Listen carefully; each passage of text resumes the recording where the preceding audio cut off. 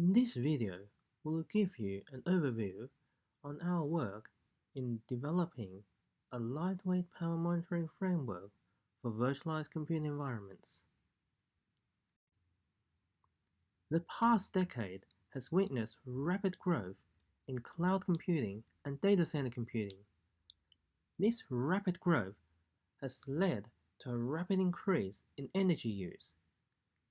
Due to sustainability concerns, we need to reduce this energy use. In order to do so, we need to measure it. However, measuring the energy use is not trivial. Due to the extensive use of virtualization technologies, we cannot simply use a power meter. After all, we cannot plug a power meter into a virtual machine.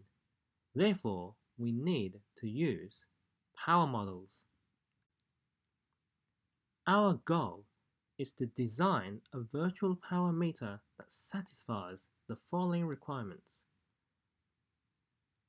This power meter will operate in virtual machines and containers. It will run in the distributed network. It will accurately estimate the power consumption of all user processes. It will allow process-level power use to be attributed to a particular user, and it supports real-time per-user energy charging. A key concept that we will use in our virtual power meter is the running average power limit feature of modern Intel CPUs. This feature is useful for monitoring energy use across 4 domains: the package domain, the power plane 0 domain, the power plane 1 domain, and the DRAM domain. This feature also allows power limits to be set if desired. Our virtual power meter involves the development of a new power monitoring middleware, which includes 2 novel application-agnostic power models. It uses the PAPI library to assess CPU event counters. Also, it assesses RAPL counters directly via the kernel. Furthermore, it uses Unix sensors to monitor CPU temperatures. Our power model is evaluated against various benchmarks. We analyze the impact of different CPU core temperatures on power use, and we evaluate the power use of our power monitoring middleware. In order to build our power models, we need to collect a range of data for various cases. We have used different CPU frequencies as well as different types of workloads.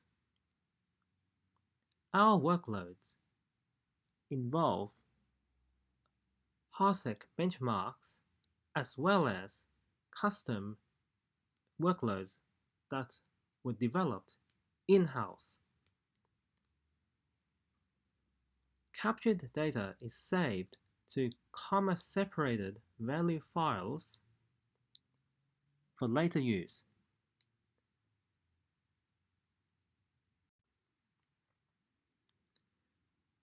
We build 2 power models: the event model, which relies on CPU event counters, and an RAPL model, which uses RAPL counters.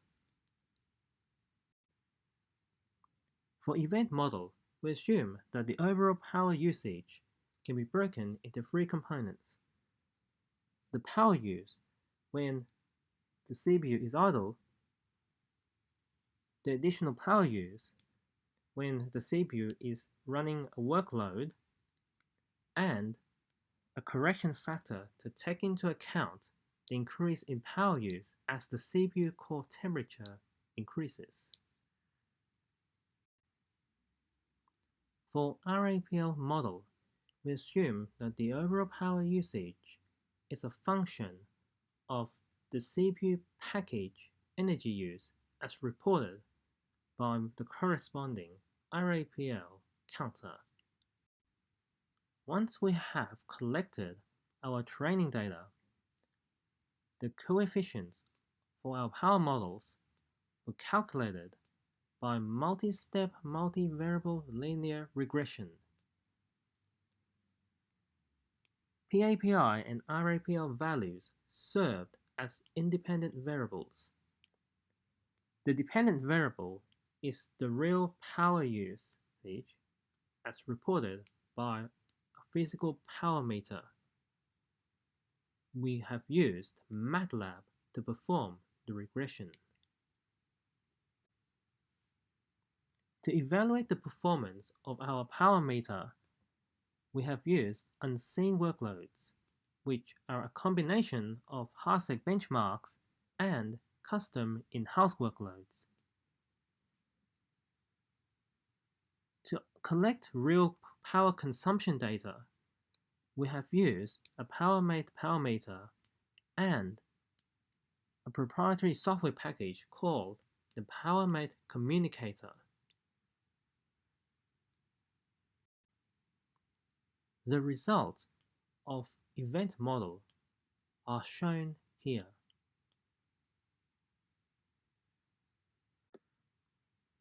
The overall absolute error of this power model is 4.55%, which is comparable to existing power models. However, this power model is simpler and there is less overhead. It is easier to implement. The results of RAPL model are shown here.